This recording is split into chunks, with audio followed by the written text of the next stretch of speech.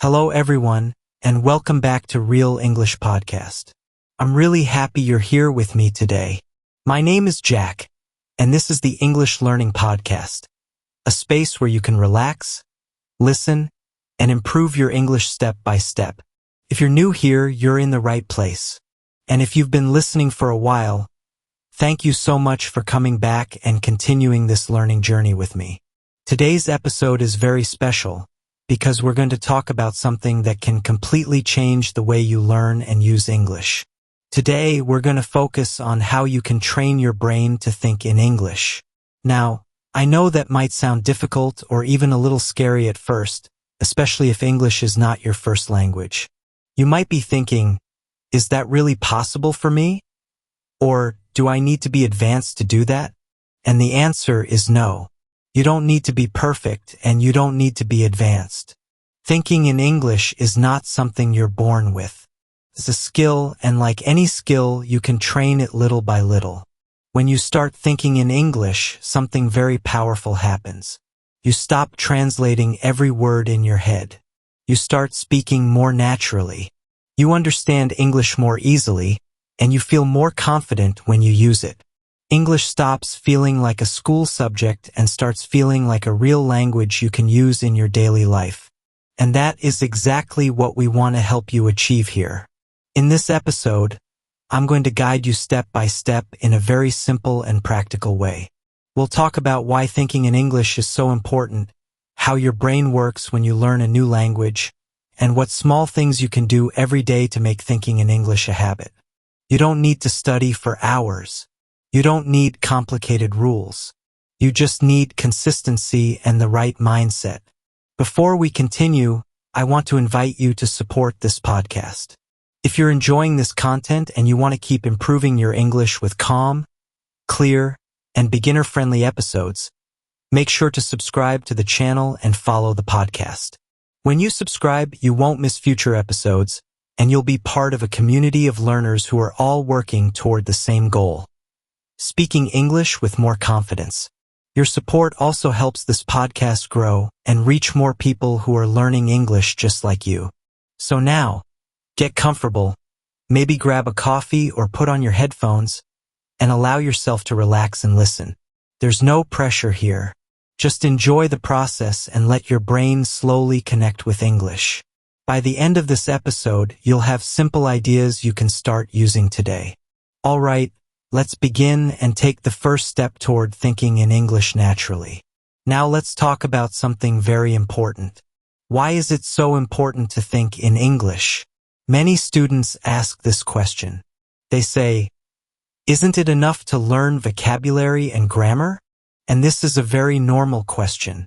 The truth is, vocabulary and grammar are important, but they are only tools. Thinking in English is what helps you actually use those tools in real life. When you think in English, you stop translating everything in your head.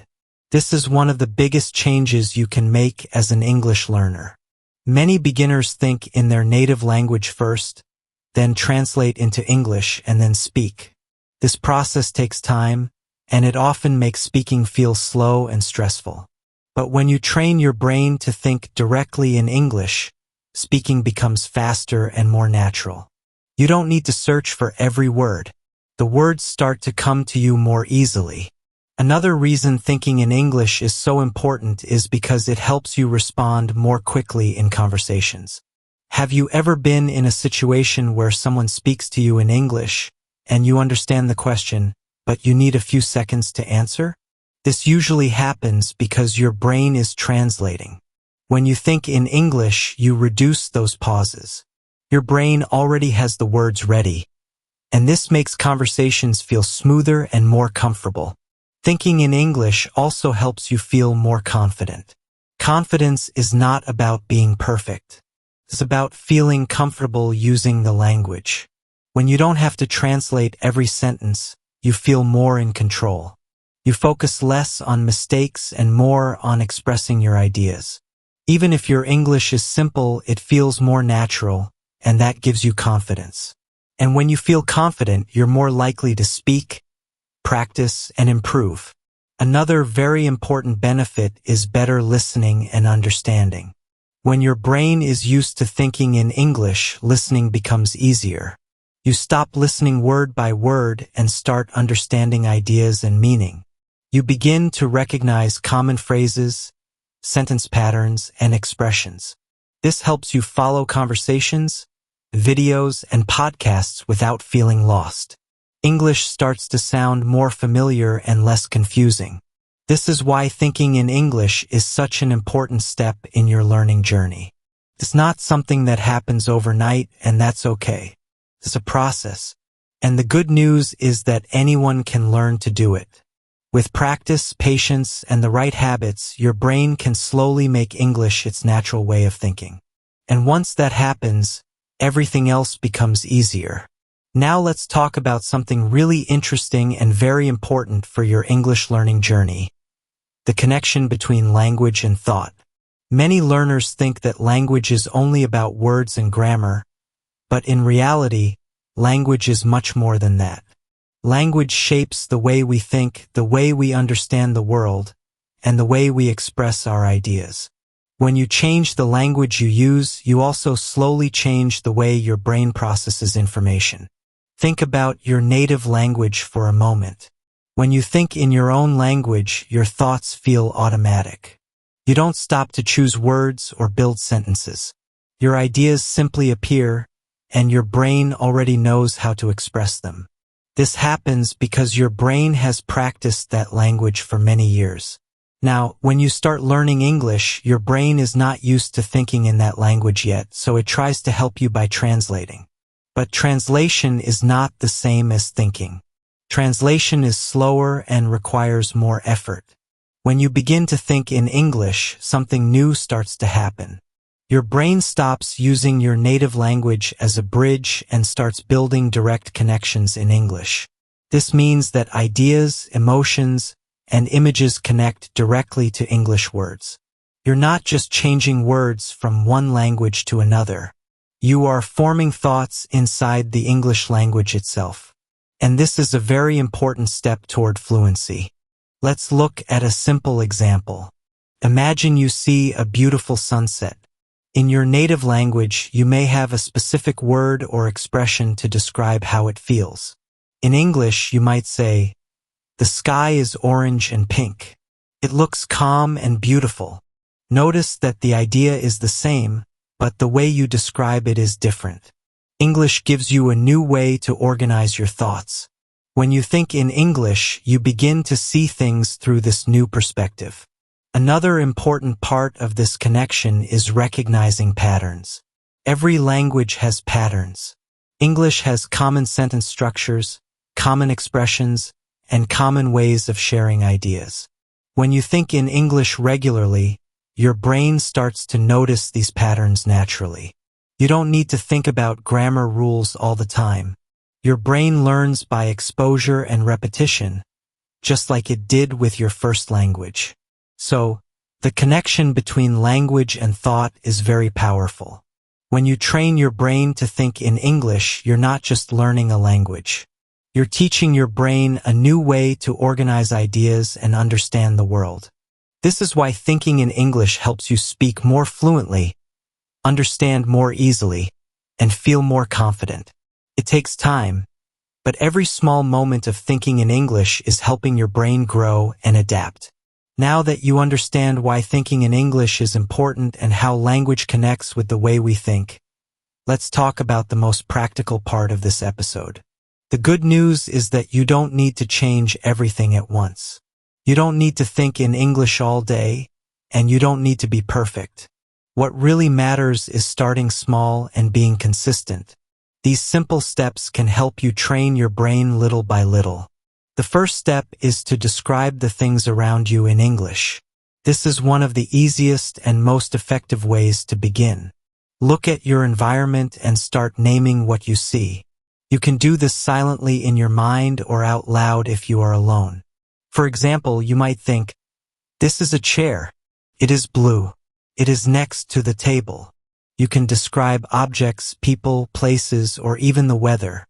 This helps your brain connect real things with English words, and over time, this connection becomes automatic.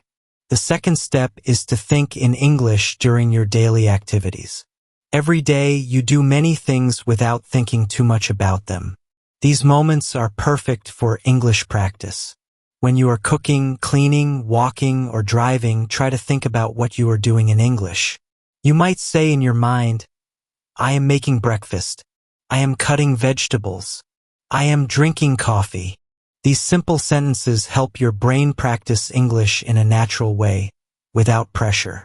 The third step is to talk to yourself in English. This may feel a little strange at first, but it is very powerful. When you talk to yourself, you are practicing both thinking and speaking at the same time. You can narrate your actions or talk about your plans. For example, I need to go to work today. I will finish my tasks and then relax at home. Talking to yourself helps your brain feel more comfortable using English and builds confidence. Another important step is to use English media as much as possible. Listening to English regularly helps your brain get used to the sound, rhythm, and structure of the language. You can watch videos, listen to podcasts, or enjoy simple songs in English. Choose content you like and understand. You don't need to understand every word. Just listening helps your brain absorb English naturally. Over time, you will notice that English starts to appear in your thoughts without effort.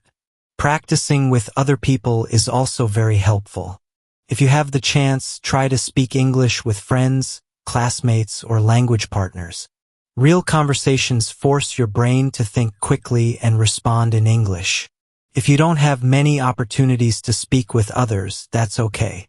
Online communities and language exchange apps are great options. Even short conversations can make a big difference. Writing in English is another simple but powerful step. You can keep a small notebook or journal and write a few sentences every day. Write about your day, your feelings, or your plans. Writing helps slow down your thoughts and gives you time to think in English. It also helps you remember vocabulary and sentence patterns more easily. Don't worry about mistakes.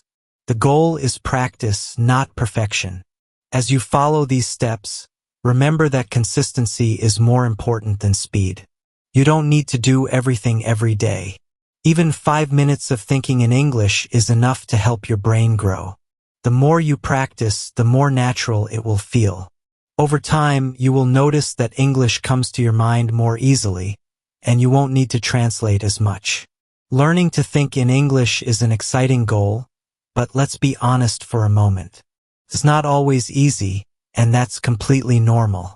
Every person who learns a new language goes through challenges, and you are not alone in this process. The important thing is not to give up when things feel difficult, but to understand these challenges and learn how to move forward step by step. One of the most common difficulties is the fear of making mistakes. Many learners worry about saying something wrong or sounding silly when they think or speak in English. This fear can stop you from practicing, and without practice, progress becomes very slow. But mistakes are not something negative. In fact, mistakes are a very important part of learning. When you make a mistake, your brain is learning. The solution is to change the way you see mistakes. Instead of feeling embarrassed, see them as small lessons that help you improve. Every fluent speaker made many mistakes in the beginning. Another common difficulty is feeling overwhelmed. English can feel very big. There are so many words, grammar rules, and expressions that it may feel impossible to learn everything.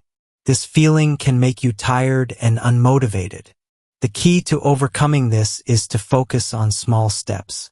You don't need to learn everything at once. Start with simple sentences and everyday vocabulary.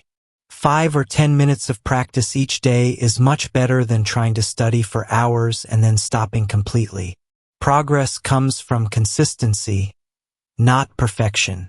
Many learners also struggle with switching back to their native language. When English feels difficult, your brain naturally goes back to what feels comfortable. This is normal, especially in the beginning.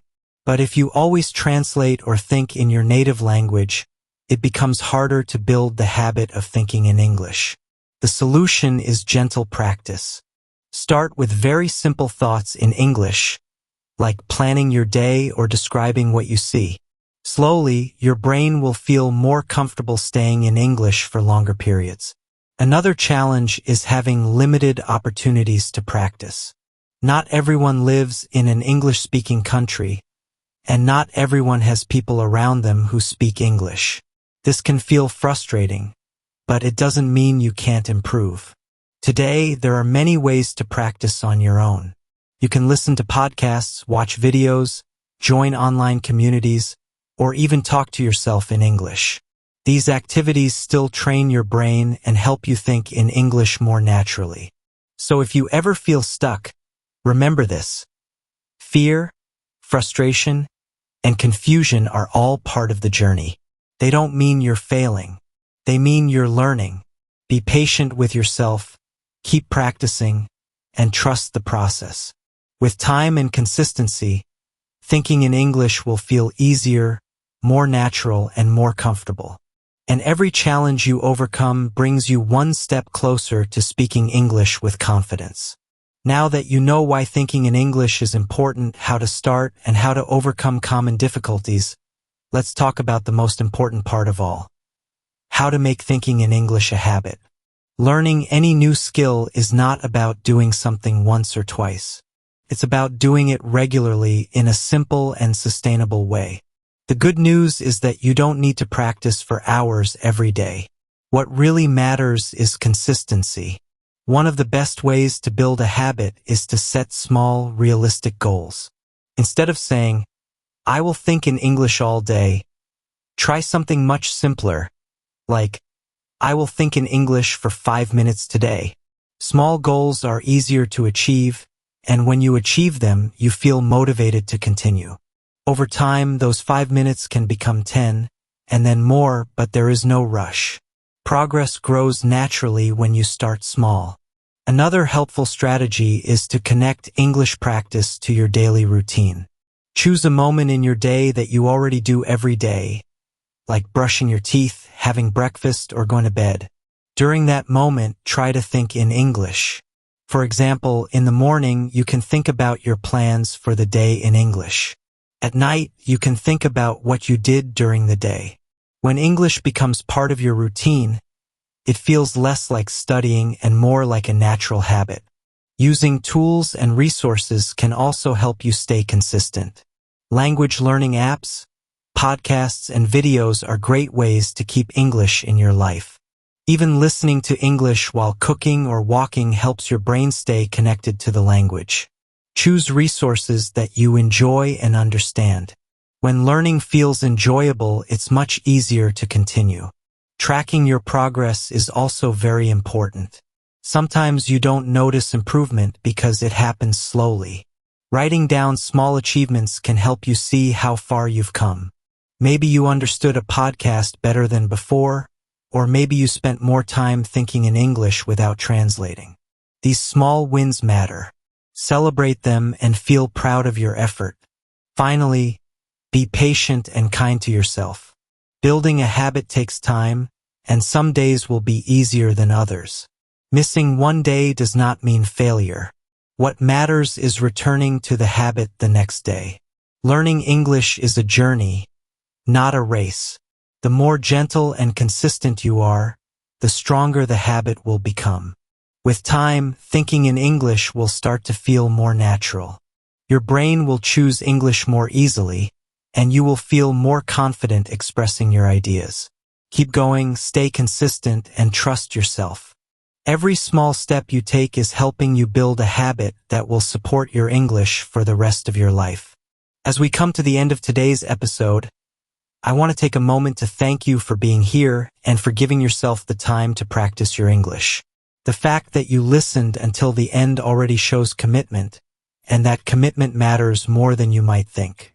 Learning a language is not always easy, but every time you choose to listen, practice, and keep going, you are moving forward. Remember, thinking in English is not about being perfect or knowing all the words. It's about training your brain little by little with patience and kindness. Even small moments of thinking in English can make a big difference over time. Be proud of the effort you are making today, because that effort is building something important for your future. If this episode helped you or made you feel more confident about thinking in English, I'd really love to hear from you. Take a moment to leave a comment and tell me what part of the episode you enjoyed the most, or share one small thing you're going to start doing to think more in English. Your comments not only help this channel grow, but they also help other learners feel motivated and supported. If you enjoyed this episode, don't forget to give it a like. That simple action tells the platform that this content is useful and helps it reach more people who are learning English just like you. And if you haven't subscribed yet, now is a great time to do it. When you subscribe, you'll get more episodes like this with calm explanations, practical tips, and listening practice designed especially for beginners. Thank you again for spending this time with me. Keep practicing, keep believing in yourself, and remember that you're not alone on this journey. I'll see you in the next episode, and until then, keep thinking in English one small step at a time.